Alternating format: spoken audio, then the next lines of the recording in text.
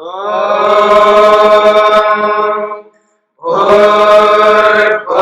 स्वः तत्सवितुर्वरेण्यं भर्गो देवस्य धीमहि धियो यो नः प्रचोदयात्।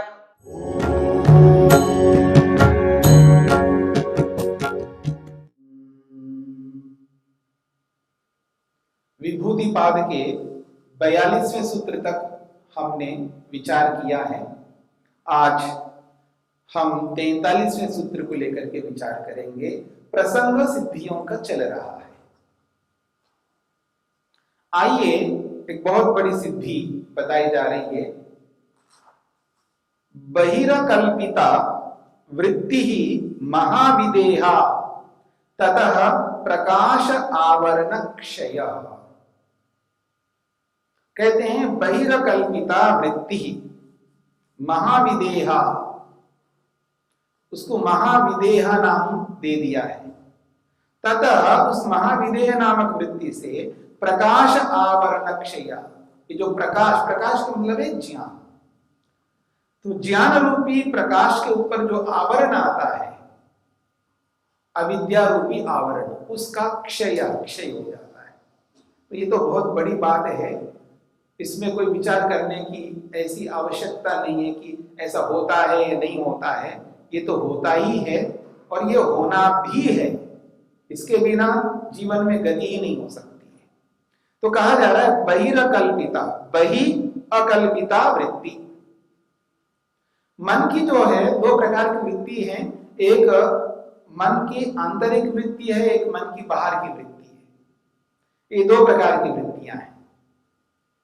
मन शरीर में रह करके शरीर में व्यापार करता रहता है, और मन जो है शरीर से बाहर निकल करके बाहर व्यापार करता है। जैसे कि पीछे पर शरीरावेशा इस सिद्धि के अंतर्गत बात कही गई है। ये सामान्य व्यक्ति की बात नहीं हो रही है, यहाँ पर योगी की बात हो रही है। सामान्य व्यक्ति की एक ही प्रकार की वृत्ति होती है, वो मानसिक वृत्ति होती है, मन के अंदर होने वाली वृत्ति होती है, यानी शरीर के अंदर ही होती है वो वृत्ति, वो व्यापार। वो शरीर से बाहर नहीं निकल पाता है, ना निकल सकता है। यानी साधारण व्यक्ति अपने मन को शरीर से बाहर नहीं निकाल सकता। लेकिन योगी की बात हो रही है। योगी अपने मन को शरीर के अंदर भी वो व्यापार करता है, शरीर के अंदर भी रहता हुआ आंतरिक व्यापार मन का चलता रहता है। सभी के चलता है तो योगी का भी चलता रहेगा। लेकिन यहाँ पर योगी अंदर व्यापार जैसे करता है वैसे बाहर भी करता है, तो इसको बहि अकल्पिता वृत्ति कहा है। और इसका नाम दिया है महाविदेह नामक वृत्ति। और इसी वृत्ति के होने पर प्रकाश आवरण क्षय, प्रकाश पर यानी ज्ञान पर अविद्या रूपी जो आवरण आ जाता है, उस आवरण का क्षय हो जाता है। यानी आवरण रूपी अविद्या हट जाती है। उसके हट जाने से विद्या ही रह जाती है। फिर उसी विद्या से योगी मुक्ति में प्रवेश कर लेता है। तो कहा जा रहा है, वेद व्यास के माध्यम से हम इसको समझते हैं। महर्षि वेद व्यास क्या कहते हैं? शरीरात बहि मनसो वृत्ति लाभो विदेह नाम धारणा। कहते हैं शरीरात बहि, शरीर से बाहर, मनसो वृत्ति लाभ, मन का व्यापार होना, यानी शरीर से बाहर, विदेह नाम धारणा, उसको विदेह नामक धारणा कहते हैं। यानी विदेह नाम वाली धारणा है। शरीर से बाहर वृत्ति लाभ करना, यानी शरीर से बाहर जो है व्यापार करना। सा यदि शरीर प्रतिष्ठस्य मनसो बहिर्वृत्ति मात्रेण भवति सा कल्पिता इति उच्यते। सा वो जो धारणा है, वो जो वृत्ति है, शरीर प्रतिष्ठस्य मनसा, शरीर के अंदर ही मन विद्यमान है। मन शरीर के अंदर ही है, शरीर से बाहर मन नहीं निकल रहा है। लेकिन वृत्ति मात्रेण, वृत्ति मात्र से वो बाहर व्यापार करता है। यानी उसकी वृत्ति ज्ञानात्मक जो वृत्ति है वो बाहर काम कर रही है, मन तो अंदर ही है। जैसे उदाहरण के लिए मैं आपसे बात कर रहा हूं, आपके सामने बोल रहा हूं, तो वाणी के द्वारा मेरी मन की वृत्ति चल रही है, यानी बोलने का जो व्यापार है ये मन के माध्यम से ही हो रहा है। मन तो शरीर के अंदर है पर व्यापार बाहर चल रहा है। तो ठीक इसी प्रकार से कहा जा रहा है शरीर प्रतिष्ठस्य मनसा, शरीर के अंदर ही मन विद्यमान है, शरीर से बाहर नहीं है। पर वृत्ति मात्रेण बहिर्भवति, वृत्ति मात्र से हो रहा है बाहर, यानी बाहर केवल वृत्ति हो रही है, व्यापार मात्र बाहर हो रहा है, मन अंदर विद्यमान है। सकल्पिता इति उच्यते, ऐसी वृत्ति को कल्पिता नाम से कहा जाता है। या तो शरीर निरपेक्ष बहिर्भूतस्यैव मनसो बहिर्वृत्ति सा खलु अकल्पिता। अब ये योगी की बात हो रही है। पहले जो कल्पिता नामक वृत्ति है वो प्रत्येक व्यक्ति की होती है और योगी में भी होती है, दोनों में होती है। यानी मन अंदर ही रह करके बाहर व्यापार करता है, तो वो योगी हो चाहे साधारण व्यक्ति हो, दोनों में एक समान है। पर ये जो बात कही जा रही है, या तो शरीर निरपेक्ष, जो वृत्ति तो बिना शरीर के बहिर्भूतस्य एव मनसा, शरीर से बाहर विद्यमान है मन, बाहर चला गया शरीर से। जैसे योगी पर शरीर में प्रवेश कराता है मन को, तो इस शरीर से मन बाहर निकल गया है। ऐसी स्थिति को लेकर के बात कही जा रही है कि बहिर्भूतस्य एव मनसा, बाहर विद्यमान मन की बहिर्वृत्ति, बाहर व्यापार चल रहा है शरीर से भिन्न। स खलु अकल्पिता, उस वृत्ति को अकल्पिता नाम से यहां पर कहा जा रहा है। तत्र कल्पितया साधयन्ति अकल्पिता महाविदेहामिति। तो ये जो अकल्पिता वृत्ति है ये ऐसे नहीं आती है, पहले कल्पित वृत्ति यानी मन को अंदर रखते हुए, यानी मन अंदर ही रहता है और बाहर व्यापार करना है। जैसे हम यहाँ बैठे बैठे अमेरिका के विषय में हमारे जो भी परिचित या संबंधी या कोई भी बाहर विदेश में रहते हैं या इस देश में भी एक स्टेट से अलग स्टेट में दूसरे स्टेट में चले जाते हैं, दूसरे प्रांतों में चले जाते हैं, उनके बारे में यहीं बैठे बैठे हम मन ही मन में उनके बारे में व्यापार करते हैं, उनके बारे में चिंतन करते हैं, विचार करते हैं। इसको कल्पिता वृत्ति कहते हैं। तो इस कल्पिता वृत्ति के माध्यम से ही सिद्ध करते हैं कौन? योगी लोग। किसको? अकल्पिता महाविदेहामिति। इस कल्पित वृत्ति के माध्यम से ही अकल्पित वृत्ति को सिद्ध कर पाते हैं योगी जन। यया पर शरीरानी आविशंति योगिना, जिस बहिर्कल्पिता यानी बहिरकल्पिता नामक वृत्ति, अकल्पित नामक वृत्ति के माध्यम से ही योगी लोग दूसरे के शरीर में प्रवेश कर पाते हैं। ये बात कही जा रही है। ततश्च धारणातः प्रकाशात्मनो बुद्धिसत्त्वस्य यद आवरणं क्लेश कर्म विपाकत्रयं रजस्तमो मूलम तस्य च क्षयो भवति। ततश्च, तो कहते हैं इस अकल्पिता नामक वृत्ति के माध्यम से प्रकाशात्मनो बुद्धिसत्त्वस्य, ज्ञानात्मक ये जो बुद्धि नामक तत्व है, सत्व का मतलब है तत्व, ये बुद्धि सत्वस्य का मतलब है बुद्धि नामक तत्व का जो प्रकाश स्वरूप है उसका विशेषण है। बुद्धि तत्व का विशेषण है प्रकाशात्मना। तो कहते हैं बुद्धि स्वरूप जो ज्ञानात्मक पदार्थ है, तो यहाँ बुद्धि मन के लिए आया है क्योंकि ये ज्ञान सारा मन में रहता है। जो भी आज हमारे पास ज्ञान है ये सब मन में रहता है। तो इसलिए कह रहे हैं प्रकाशात्मनो बुद्धि सत्वस्य, ज्ञानात्मक जो बुद्धि रूपी मन है, इस मन का यद आवरणम, जो भी आवरण आया हुआ है इस मन में, कैसा आवरण है? क्लेश कर्म विपाकत्रयम, क्लेशों के रूप में आवरण आया है। मन के अंदर क्लेश रूपी आवरण विद्यमान है। अविद्या, अस्मिता, राग, द्वेष और अभिनिवेश रूपी ये जो क्लेश है, ये क्लेश ही आवरण के रूप में मन में विद्यमान है। और इन क्लेशों से युक्त होकर के जो भी हम पाप या पुण्य कर्म करते हैं, वो सारे के सारे कर्म जो है आवरण के रूप में मन में विद्यमान है। और क्लेशों से कर्म हो रहे हैं और उन कर्मों के कारण से जो विपाक फल प्राप्त होता है, सुख या दुख रूपी फल, वो भी मन में विद्यमान है। ये तीनों मन में विद्यमान है और इन तीनों का मूल क्या है? रजस तमो मूलम। ये रजमूलक है, ये तीनों फल तम मूलक है। रजोगुण के कारण से, तमोगुण के कारण से ये क्लेश, कर्म और ये विपाक रूपी फल उत्पन्न होते हैं। रजोगुण से प्रेरित होकर के, तमोगुण से प्रेरित होकर के ही हम क्लेशों से युक्त होते हैं, कर्मों से युक्त होते हैं, पाप या पुण्य कर्मों से युक्त होते हैं।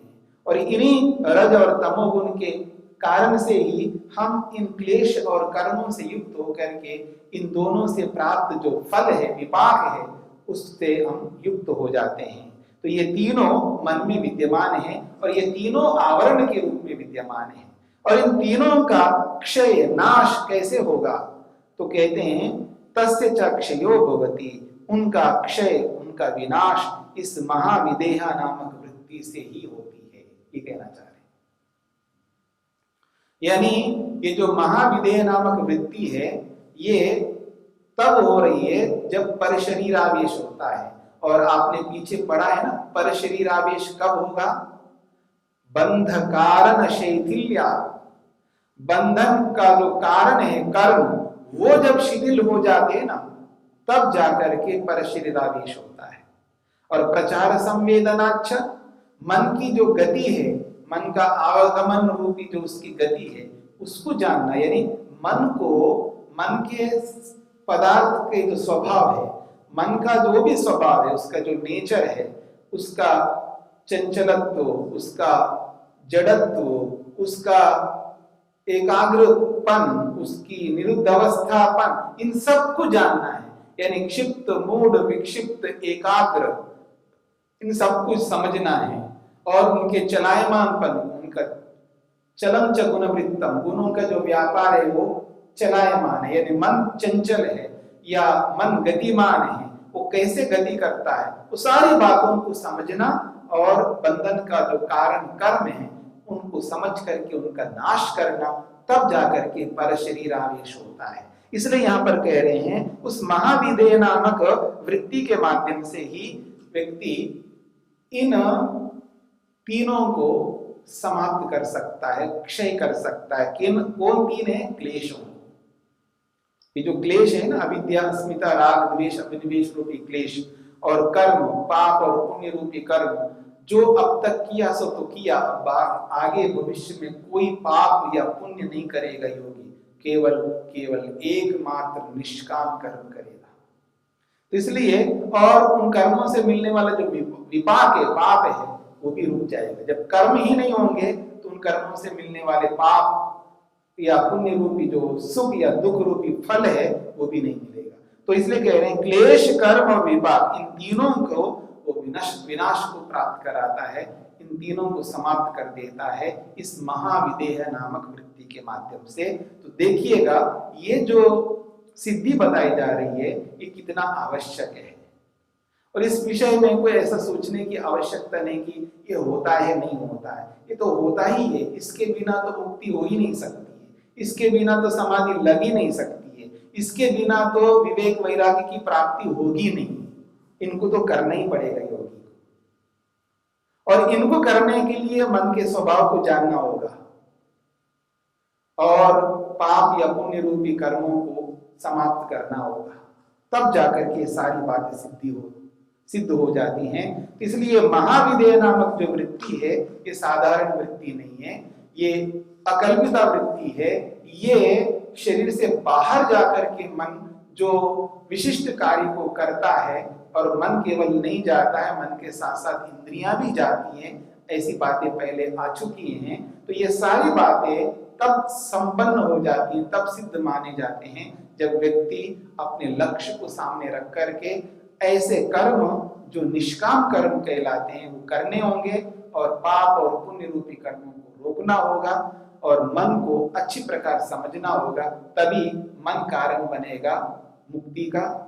अन्यथा कारण तो बनी जाएगा भोग का या बार बार जन्म लेने का। तो इस दृष्टिकोण से ये प्रकाश आवरण क्षय, ज्ञान रूपी प्रकाश जो है, इस पर आवरण जो आया है, यानी विद्या रूपी जो ज्ञान है उसी का नाम प्रकाश है। इसी प्रकाश रूपी विद्या पर अविद्या रूपी जो आवरण आता है, यानी मन के अंदर ज्ञान है, उसके बाद फिर ये आ जाता है। उस स्थिति में जाकर के फिर व्यक्ति को ये बात समझ में आता है कि हाँ, इस ज्ञान रूपी विद्या के ऊपर जो अविद्या रूपी आवरण चढ़ा है, इसको दूर किए बिना ये विद्या यानी मेरी विद्या मुक्ति तक नहीं पहुंचा पाएगी। तो ये वाली बात यहाँ पर स्पष्ट किए हैं इस 43वें सूत्र में। अब हम आगे बढ़ते हैं 44वें सूत्र की ओर। बहुत सारी सिद्धियां आई है आपके सामने।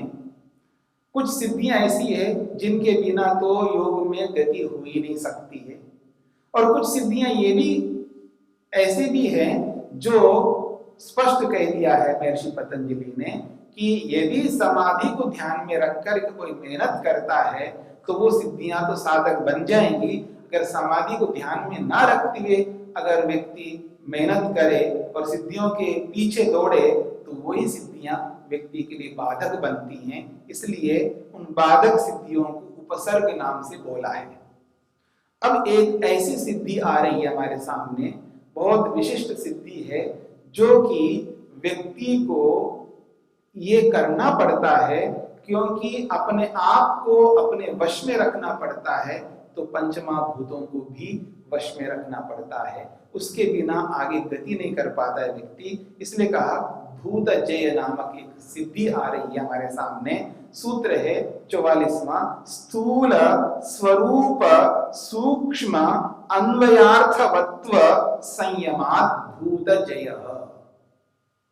वो कहते हैं भूतों को जय जीतना, ये भूत जय। भूत कहते हैं पंचमहाभूतों को, जय का मतलब सिद्ध करना, 5 महाभूतों को जीत लेना, ये भूत जय नामक सिद्धि है।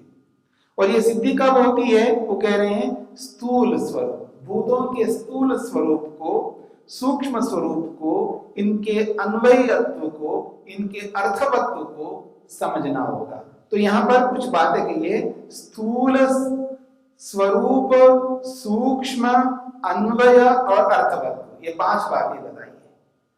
स्थूल 1, स्वरूप 2, सूक्ष्म 3, अन्वय 4 और अर्थवत्व 5।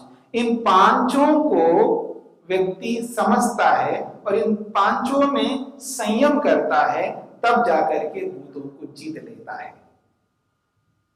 तो ये जो पंचमहाभूत है, इनका जो स्थूल स्वरूप है, पृथ्वी, जल, अग्नि, वायु, आकाश, और पृथ्वी का गंध है, जल का रस है, और अग्नि का रूप है, आकाश का स्पर्श है, और आकाश का शब्द, ये उसके स्थूल स्वरूप है, और इनके सूक्ष्म स्वरूप हैं। तो ये पूरी बात हमको तब समझ में आएगा जब इसकी व्याख्या महर्षि वेदव्यास ने जो की है, इसको एक एक चीज को समझाने का प्रयत्न करते हैं महर्षि वेदव्यास। इनका स्थूल क्या है, इसका स्वरूप क्या है, इनकी सूक्ष्मता क्या है, इनका अन्वयत्व क्या है, इनका अर्थत्व क्या है। इन 5 में जब संयम व्यक्ति करेगा तो भूतों को जीत लेता है।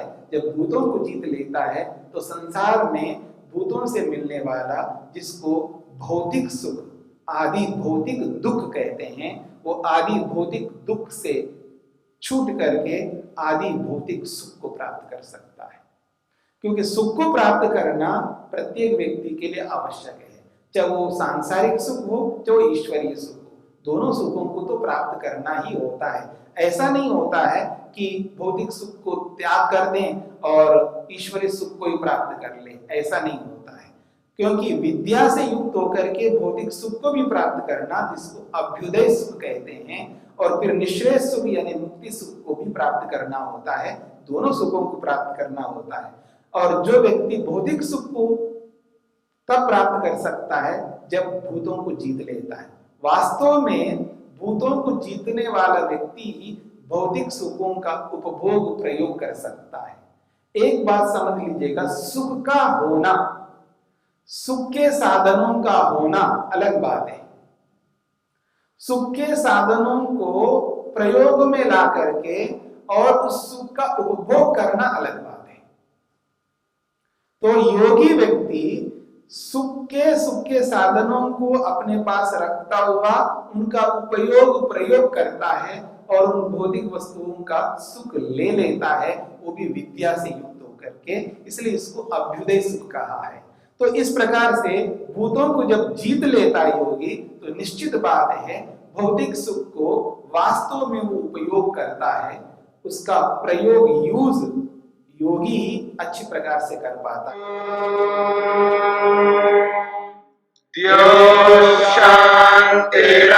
शांतिरंतरिक्षं शांति पृथिवी शांतिरापः शांतिरोषधयः शांतिः वनस्पतयः शांतिर्विश्वे देवाः शांतिर्ब्रह्म शांति सर्वं शांति शांतिरेव शांति क्षमा शांतिरेधि। ओम शांति शांति शांति।